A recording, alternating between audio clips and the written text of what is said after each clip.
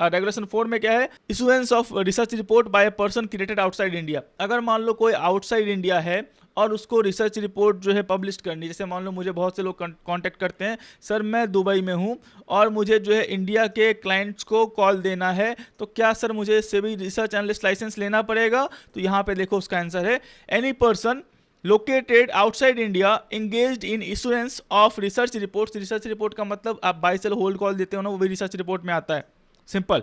और research analysis in respect of securities listed or proposed to be listed on stock exchanges shall enter into an agreement with a research analyst or research entity registered under these regulations। इसका मतलब यह है कि जो मान लो कोई Dubai में रह रहा है, क्या उसको आरए लेना कंपलसरी है?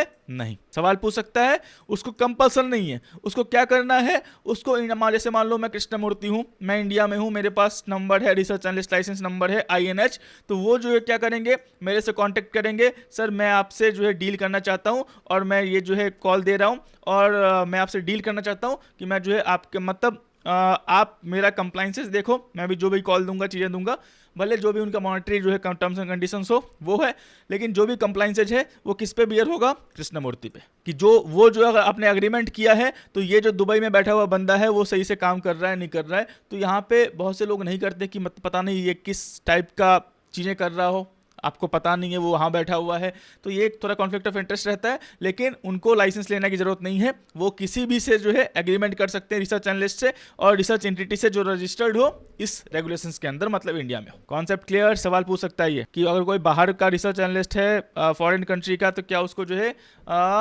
रजिस्ट्रेशन लेना कंपलसरी है? नहीं, उसको बस एग्रीमेंट करना कंपलसरी है। किससे? जो भी जिसके पास रिसर्च एंटिटी या फिर रिसर्च एनालिस्ट के पास जो भी रजिस्टर्ड हो इस रेगुलेशन के अंदर। रेगुलेशन 5 क्या बोलता है? Furnishing of further information, clarification and personal representations.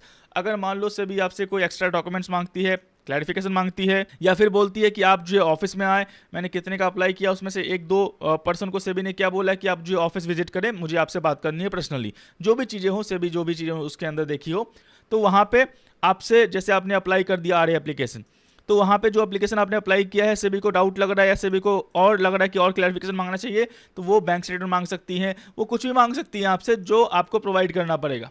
तो रेगुलेशन 5 क्या बोलता है कि अगर आपने एप्लीकेशन अप्लाई किया है तो आपके लिए पास कुछ एक्स्ट्रा डॉक्यूमेंट से भी मांगे आपको, तो वो प्रोवाइड करना है आपको, या बोले आपको कि पर्सनल रिप्रेजेंटेशन करना है, आपको पर्सनली ऑफिस में आके विजिट करनी है, बात करनी है, चाहे जो भी ऑफिस हो आपके नज़दीक में, वहाँ पे भी विजिट कर सकते हैं। तो ये आपको जो है करना होगा। तो ये ध्यान रखना, चैप्टर रेगुलेशन 3, रेगुलेशन 4, रेगुलेशन 5 ये सब क्या बोलता है। रेगुलेशन 6 में क्या है आपका?